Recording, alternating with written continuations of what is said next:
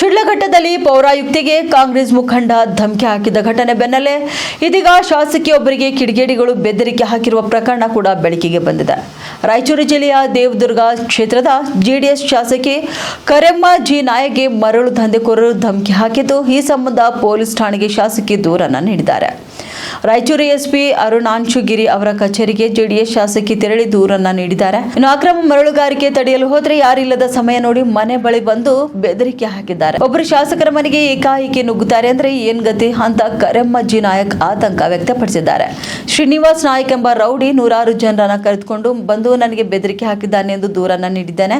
ಈ ಬಗ್ಗೆ ಪರಿಶೀಲನೆ ನಡೆಸಿ ಕ್ರಮ ತೆಗೆದುಕೊಳ್ತೇವೆ ಅಂತ ಎಸ್ಪಿ ಅವರು ಭರವಸೆ ಕೂಡ ನೀಡಿದ್ದಾರೆ ಎಂದು ಶಾಸಕಿ ತಿಳಿಸಿದ್ದಾರೆ. ರಾಯಚೂರು ಭಾಗದ ಕೃಷ್ಣಾ ನದಿ ತೀರದಲ್ಲಿ ನಡೆಯುತ್ತಿರುವಂತಹ ಅಕ್ರಮ ಮರಳು ದಂಧೆಕೋರರ ವಿರುದ್ಧ ಶಾಸಕಿ ಕರೆಮ್ಮ ಜಿ ನಾಯಕ್ ಸಮರ ಸಾರಿದ್ರು. ದಂಧೆಕೋರರ ವಿರುದ್ಧ ಕಠಿಣ ಕ್ರಮ ಕೈಗೊಳ್ಳುವಂತೆ ಪೊಲೀಸರಿಗೆ ಸೂಚನೆ ನೀಡಿದ್ದಾರೆ. ಈ ಸೂಚನೆ ಮೇರೆಗೆ ಪೊಲೀಸರು ಅಕ್ರಮ ಮರಳು ದಂಧೆ ಮೇಲೆ ದಾಳಿ ಮಾಡಿದ್ದಾರೆ. ಅಕ್ರಮ ಮರಳುಗಾರಿಕೆಗೆ ಬಳಸಿದಂತೆ 7 ವಾಹನಗಳನ್ನು ಜಪ್ತಿ ಮಾಡಿ ಕೇಸ್ ಕೂಡ ದಾಖಲಿಸಿದ್ದಾರೆ. ಇನ್ನು ಇದರಿಂದ ಆಕ್ರೋಶಗೊಂಡಂತ ದಂಧೆಕೋರರು ಶಾಸಕಿ ಕರೆಮ್ಮ ನಿವಾಸಕ್ಕೆ ನುಗ್ಗಿ ಬೆದರಿಕೆ ಹಾಕಿದ್ದಾರೆ ಎಂಬ ಆರೋಪ ಕೇಳಿಬರ್ತಿದೆ.